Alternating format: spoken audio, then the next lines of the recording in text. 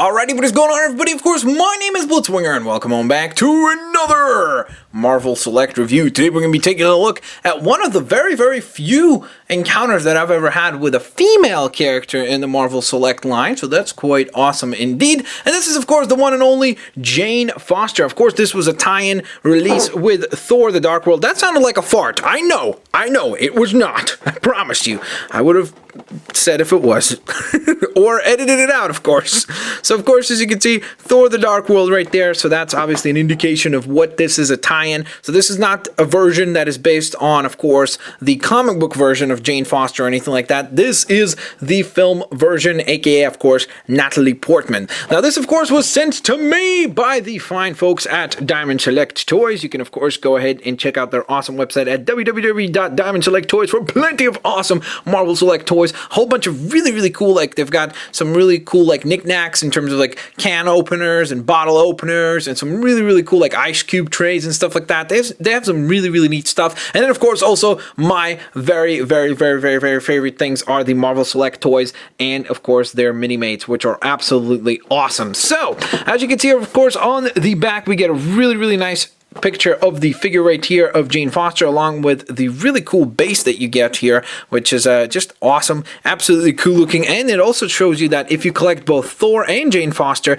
you can combine the two bases together in order to make for a really cool kind of diorama piece. So we also get a little bit of a description right here for Jane Foster, so let me go ahead and read this out for you guys real quick. A talented astrophysicist, Jane Foster's understanding of the universe was turned upside down when she met Thor, who claimed to be a prince of Asgard, one of 9 realms mentioned in Norse mythology.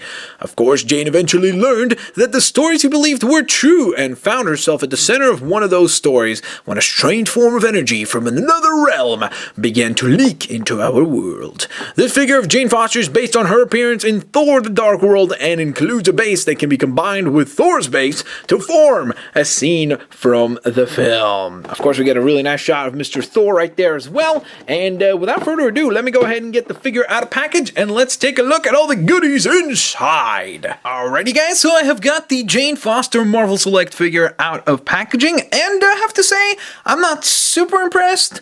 But there are definitely some redeeming qualities to this particular figure. So, with that being said, first and foremost, the number one thing that I did find kind of a little bit of a pleasant surprise was the fact that the head sculpt is actually really nicely done. A lot of times whenever we get female characters, oftentimes they kind of look oddballish and they kind of have this like weird kind of like, I don't know what I'm doing here kind of expression. This is not the case here with the sculpt that is, of course, based off of Natalie Portman, and it actually looks quite nice. I actually think that it turned out very cool. I don't know if it's like, it's obviously not a resounding kind of like look that looks exactly like Natalie Portman, but I think that it's actually pretty decently done, and I think that I was also impressed with the way that they were able to sculpt the hair and everything. It looks quite cool indeed. And then the other cool element is that if you want, you can actually go ahead and pop off the regular head right here for Jane Foster, and then you can put on the possessed kind of dark elf energy possessed Jane Foster, which is really neat. And I love how it's actually got a different hairstyle going on a little bit. I mean, it's not completely different, it's quite similar to a certain extent, but this one seems to be kind of more wrapped around her neck, tighter like this to kind of create more of a menacing look, and it definitely is very freaky. You'll notice obviously the head sculpt is exactly the same, the eyes are just painted differently, there's a little bit of a kind of shadowy effect going on her cheeks, and her lipstick is actually a different color, but this one is definitely a lot more menacing and scary, so let's just get that one off and put on the regular Natalie Portman or Jane Foster head sculpt on there. So, now, other than that, I also really like the garment that she's wearing. Obviously, I'm not sure if it's 100% screen accurate just because I can't recall off the top of my mind, but I do have to say that there's some really nice sculpt work going on. For example, right here on this chest gold kind of piece right here, there's a lot of sculpting going on inside there, which is quite cool. The garments or the gauntlets on her arms have some nice sculpting to them as well. Even like right here underneath her hair, you'll see a little pin right here.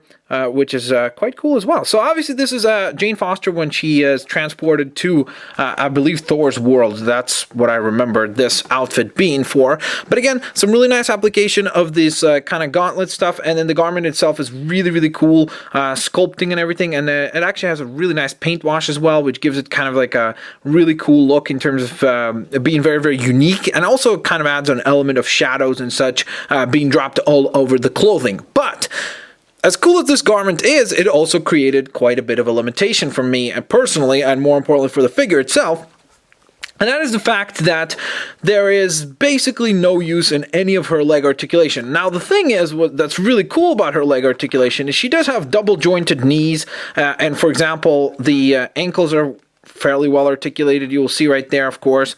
So that's quite cool. On top of that, her legs actually splay to the sides and such, and there's a cut at the thigh and everything. But the problem is you can't really take advantage of any of it because this material is just so thick that you can't really maneuver the legs outward. So really, I think that if that was the case, what they could have done is go ahead and just get rid of any of the articulation in the legs, and put all the articulation and all the attention for articulation into the waist right here, and then also into the hands and arms, I should say. Because it would have been nice to have more range in the arms. Obviously, double jointed elbows could have been really cool, because honestly, she's very staticky. Like, there's not a lot of posing that you're going to be able to get her into. They're very kind of boring poses in general. So that's a bit of a problem. And then the other problem that I have is the fact that she also has a bit of a hard time standing because of her heels. Oftentimes, whenever we get female characters, they come like this with the heels and everything, which I get that that's kind of like, you know, that's the way that they were looked, so it should be right. But the problem is the figures don't really stand well as a result of that. So I really am wondering if there is a way around this. Like, I don't know, maybe make the back ankle, the back piece right here thicker or something. I'm not sure how to work around it, but it's just something that oftentimes happens, and I really wish that it would happen less often with female characters, because the problem is that we don't get a lot of really cool poses as a result of that.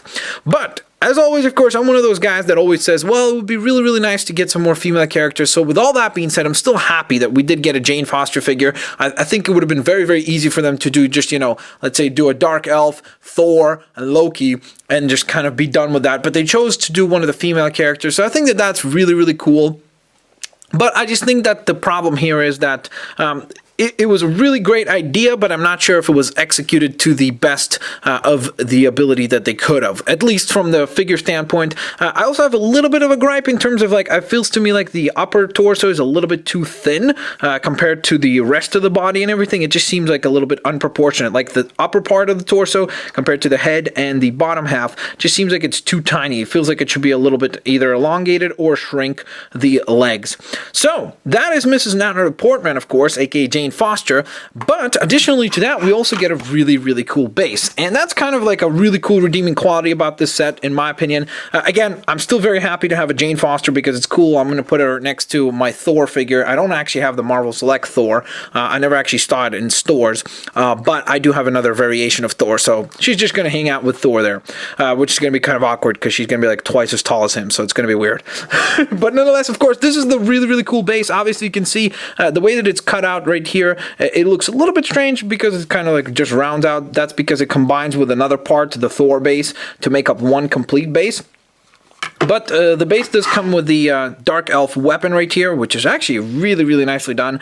There's some really great sculpting lines going on throughout the entire weapon here. It's quite cool indeed. And then you just go ahead, there's a little bit of a peg hole right here. You take the bottom of the weapon and you just kind of push that into there, and bam, it just kind of hangs out over there. Quite cool. I really love all the design, the paint work right here with the, the moss type green. And I'm super duper impressed by the way that this rock came out. I think that the rock looks absolutely awesome. In fact, I could totally see myself taking this off and using this as kind of like a base to display my mini mates or something. And again, I love the fact that with the Marvel Selects, you always end up with bases that you can then utilize for other characters and stuff like that. So I'm really happy to see that, and I think it looks really sweet. The sculpt work and the paint work on this is ridiculously awesome, and it's very heavy. I mean, it feels like as if I'm holding like a real rock. Like they actually took the rock, not Dwayne Johnson obviously, but they took the rock, I should stop saying the rock. They took a rock and then put some glue on it and just stuck it on there. That's how good it looks. In my opinion, it looks absolutely incredibly cool.